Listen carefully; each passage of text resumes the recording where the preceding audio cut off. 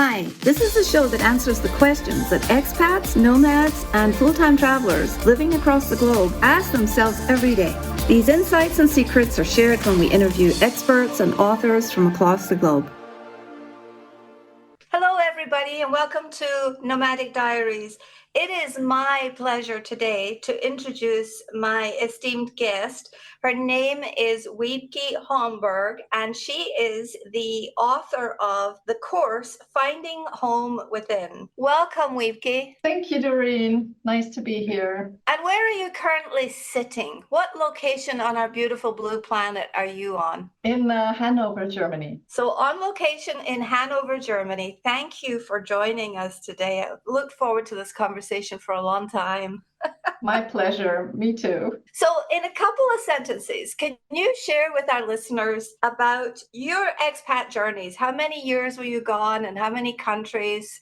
So we just have an encapsulated background of your journey thus far. Yeah, well, so I'm an adult third culture kid, which means that I was born on the go in Belgium by German parents, so passport German, but born in Belgium until I was 11. Then we moved to the United States, to South Carolina, and later on to Barcelona in Spain. And when I was 18 and finished school, that was the first time I actually moved to Germany, which kind of was a repatriation, but not a repatriation. After a couple of years of doing my formal education and my first working years, I decided to go abroad again to Chile, worked there for a year all by myself. It was my own expat adventure. I came back for love, got married, and together we also went on an expat assignment to Mexico for 3 years. That's where our first son was born. So we became parents there and went back when he was 1. And since then, we've been living in Germany in 2 different cities. But yes, basically, we've settled here now. So I'd just like to draw attention for our listeners' benefit, the fact that you are a TCK. Let's listen to some of these labels that you could possibly adopt or belong to. You are also sort of a love pat because you said you returned home for love to marry a German guy, correct? And yes, then another TCK. And then you went overseas for your own singular journey at some point, plus a journey where you were a family and had a child overseas. So you've had a lot of overseas challenges, right? Oh, absolutely. Yes. And I've seen very different perspectives as well of this whole expat life. And that really helps when we're drawing conclusions and helping others to manage the journey, doesn't it? Absolutely. Yeah. Since I work as intercultural trainer and coach, that helps a lot. And I work a lot with expats, so I can relate to the challenges. So you work with expats and you have a course called Finding Home Within.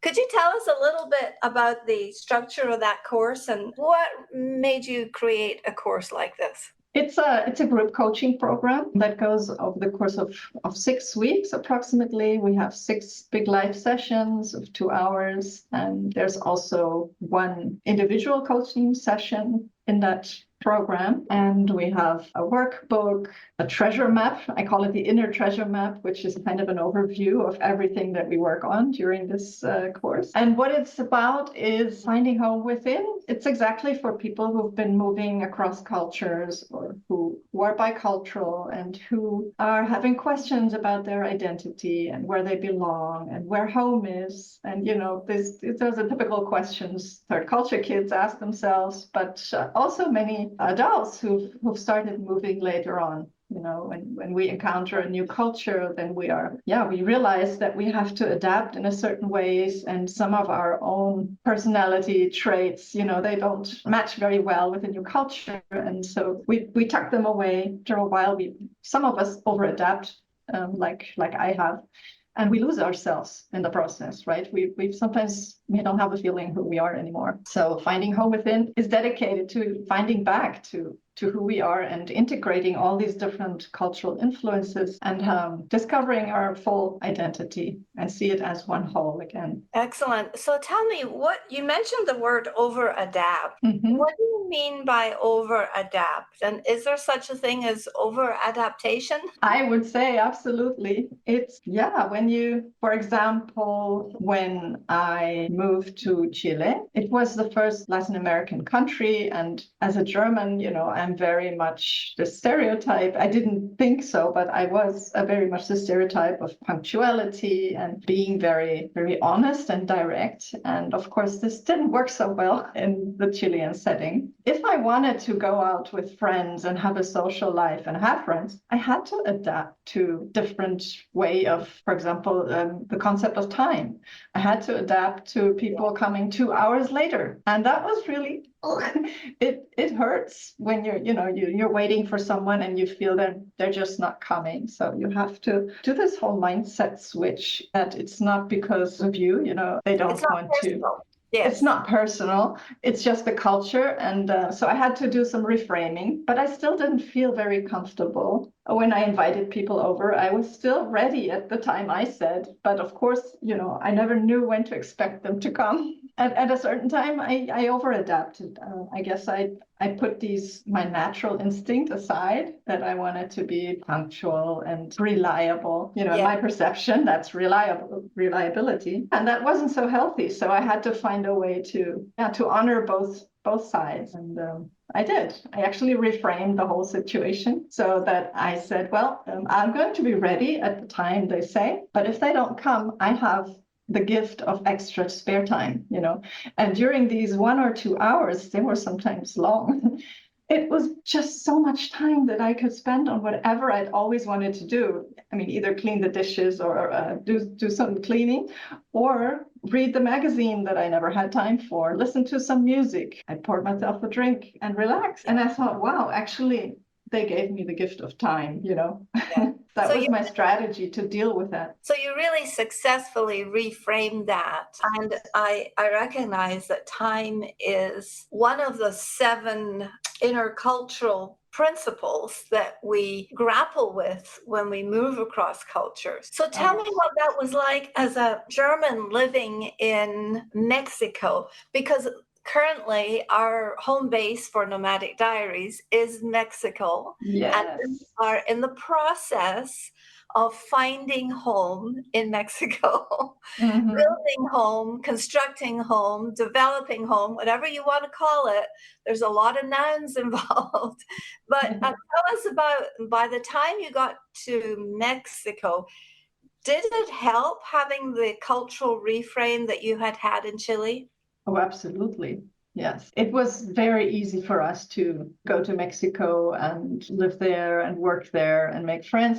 I think the most important thing was we already spoke Spanish fluently, so that wasn't absolutely no problem. We had experience with Latin America, so I had with Chile, and that helped a lot. Of course, the 2 countries are completely different. You cannot compare. For me, as a German, the leap in terms of time wasn't so hard anymore because I had already done it in Chile. That helped a lot. So I guess experience is part of building a sort of a muscle memory. Yes. I mean, actually, I started to appreciate it so much that I had trouble coming back to Germany and now readapting to the German scheduling and tight schedules, and you need an appointment for everything. I really struggled with that. Even, when I wanted to meet up with friends, I could never be spontaneous about it. That was actually the reverse struggle then. I had it twice. Now I can do both, right? I have these tools and it's like an enrichment of my repertoire of how to interact with friends. And so I draw from whichever is appropriate for the situation where I am right now. I can do both. So you are very fluent in multicultures, and especially in 2 or 3 cultures that are very different from your own. And you've developed a fluency. You've developed the option to be aware that you have a choice in how you react, right? So tell me, how does that make you feel? To have this option? Yes. very Excellent. empowered. Tell us more 'Cause- about this, please. Yes, I mean, it's I don't get stuck in the parts where I think it's personal anymore. I know it's cultural and I can just focus on the good side of it, Yes, and yes. I've learned to take the good sides of each culture, picking the cherry picking, that's how you say it. Yeah, very good American And I expression. think that's the positive view of this. Sure. I've always seen it as a big enrichment and empowerment. Yeah. Talk to us more about this enrichment or empowerment, because it sounds to me like you are actually sort of promoting the idea that perhaps in order to grow and develop our own consciousness or sense of humanity or skills as a human, can you speak to that just a little bit about what do you hope people will get out of this course? Are they going to get a sense of empowerment, a sense of enrichment, a sense of control, or what will they feel at the end of this? Yeah, they will, hopefully, they will find their inner home, which, for everyone is a little bit different, but Sure. we just had the first session of the new course this morning. And so I asked everyone to define what their inner home is that they're looking for. What do they hope to find? So it's basically this inner peace that you're happy with yourself. Self-leadership, it's taking matters into your own hands and making good choices for the future of your life based on knowing yourself better. So you talk about a lot about in your course about best practices, and how are the best practices you suggest that we employ to help find ourselves inside ourselves, or finding our home inside ourselves? What are the top 3 things that you consider are really important? Well, it's a lot about self-reflection and self-awareness. So really taking the time to go inward and not focus so much on the outward, not blaming others for things. So really looking at your own values and also your cultural and your life influences. What has shaped you, to become aware of that, and to really take a closer look at your values and your beliefs, and maybe also some childhood patterns, some saboteurs. We look at some inner voices that we carry, the inner team members, we call them. Then we get this picture of ourselves, it's like a puzzle that we put together, and we have a clearer idea of what we want and what we need to be happy and to feel peace and to build this home. Because it's kind of a fuzzy thing that we want, but we can't really define, what do I need for that to feel like it? And so we look at it from different angles. It's been really helpful also to have this group and this exchange within the group, because everybody has quite a different approach and they learn a lot from each other. That's great. So we've talked a little bit about best practices. You talked about examining your childhood patterns, your life influences, and some of our inner beliefs. And you even talked about inner team members. So perhaps a few of us have never heard of that term before. Can you tell us what that means? Yes, well, it's a framework introduced by a German psychologist called Friedemann Schulz von Thun. Friedemann Schulz von Thun. It's a long name and a very German name. And he has only published in German so far, but now they are starting to translate everything into English as well. So hopefully this becomes, available to a broader audience soon. He's a big figure in communication psychology, and a lot applies to intercultural communication as well, and also these identity issues that so many third culture kids face. So that's why I really like it. So the inner team basically is like you have different elements of personality within you. It's not just one. I have the perfectionist maybe, and I also have my inner coach, who's a really nice person. I have the inner critic, but also have an inner coach who encourages me. And I have the adventurous Wiebke, and then I have the mom. We have different roles. Yeah. And all these have different needs and different functions within us. And we can really give them names and work with them and bring them forwards, because sometimes we have some very silent voices in the back and we don't hear them. And so you can imagine this like a team conference, a team meeting, where you gather them all around the table. You can discuss inner conflicts like that. But in the end, you are still the boss. You are not the team. You are a boss leading the team. And that's always the great, that's the empowering thing. Yes. We are adults who can make informed decisions, based on what all the team members say.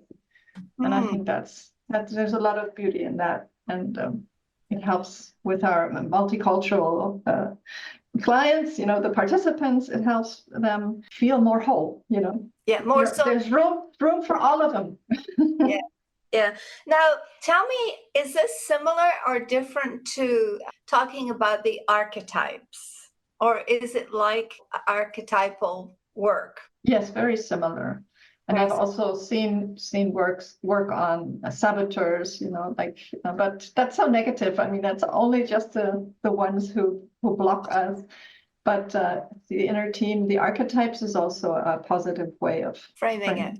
Yeah. And when people have a framing, what difference does that make to have a framework to work within? It definitely helps normalize things. It helps structure things. When you have an inner chaos, usually when you're in transition, especially, or you have an identity crisis, it's all chaos. And that really helps you sort things out and make better decisions. So I have a question for you. Both of us have been expats, and we've done lots and lots of international transitions. And there's a part of me that feels like, oh, I've got this managed. And yet we just made an international transition in the last 24 months to Mexico. And there is always a place where there's some sort of breakdown and chaos. Is that inevitable? And should we plan for it? I mean, should we just be, at this point now, I'm just like, oh yeah, let the chaos and the mess reign, because let it have some power for a while. Let it get it out of the system. So tell me, how do you suggest that we manage that kind of chaos in the midst of these transitions? There's no way around it, just through it. Yeah, I think what you're doing is the right thing. There's really, you can't avoid it. I mean, it just happens. And the more you're experienced in it, the more you know it's going to happen. Yes. Also, same with repatriation. I've done it 3 times, and each time it has been different. Yes. And it has been a painful transition. Yes. And afterwards, it was wonderful because so I knew there was a reward waiting at the end. Yes.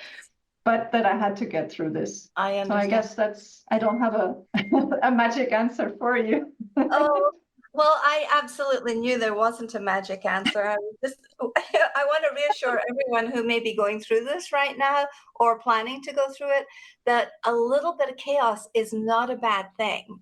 I think it's more our approach to failure. The older I get, the more I really appreciate failure, because as I make more mistakes, I learn faster, especially when you do things like put out a podcast. You go, oh, you're kind of growing. That is so cool. I think it's so brave. Well, or crazy, but you think, and there's just that element of risk involved, but it's risk in a different way. So I think that people who make these international transitions already have a little bit more risk tolerance, else they wouldn't have made the decision to go on an adventure.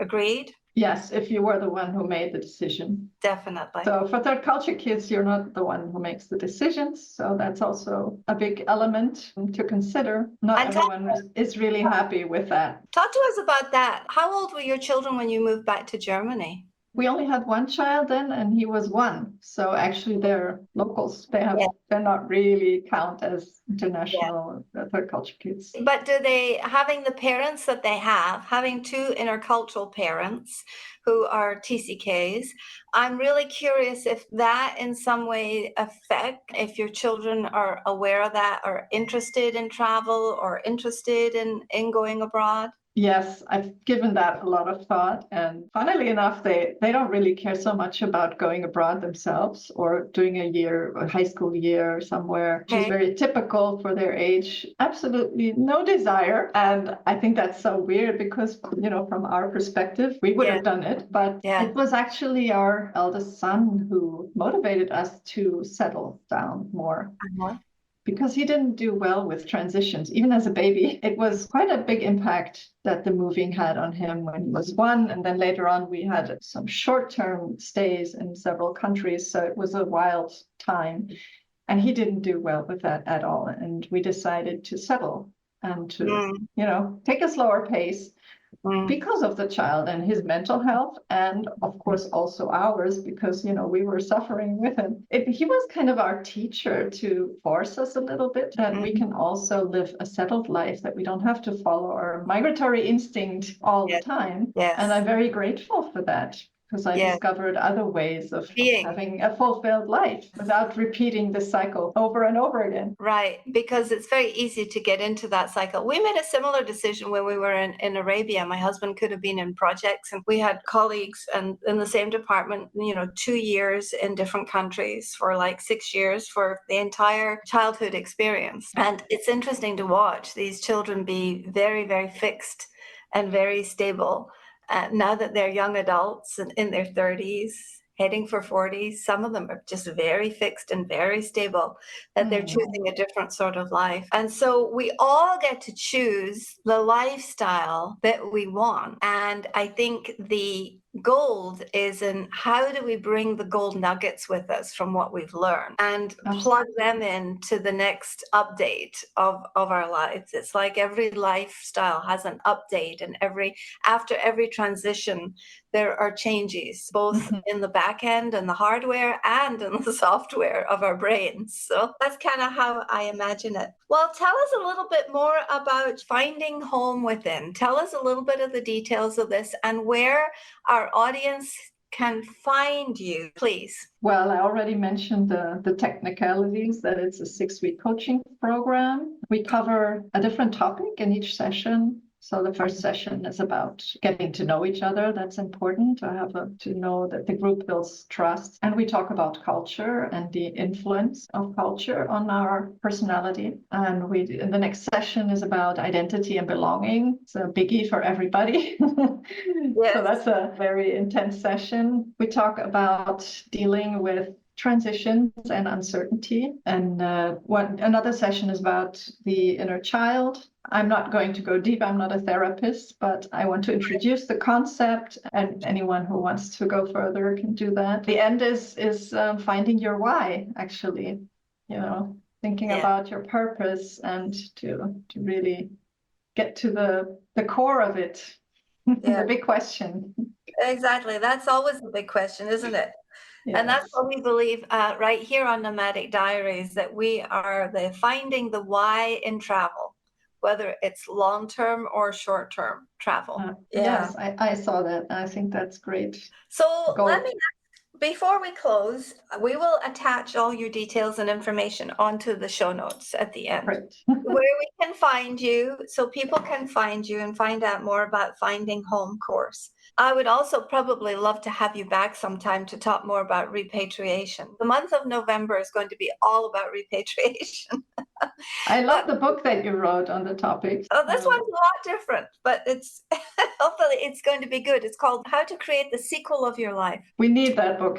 It hasn't been written yet. Have you written it already, or are you in the middle of it? At my feet on the floor, I have 147 pages of manuscript. Wow. You are very active, Doreen. But it's in bits and pieces, and so I'm working with my editor to make it more coherent. Now, before we close, I have a few questions for you, just to reflect on. Wiebke, if somebody were to ask you the question, I want my legacy to be, what is your answer? Encouraging others on their journey across cultures. Excellent. And where do you feel most at home or at peace with yourself? Well, several things. When I'm with my family, with my close loved ones, but also when I'm alone, then I feel real peace. Also when I'm traveling, because that's the very familiar feeling, but also when I'm at home in my cozy home. All these things. So can you finish these sentences for me? I believe as a former expat that we have a responsibility to be bridge builders between cultures and support the other expats who are maybe not as privileged as we have been. Lovely.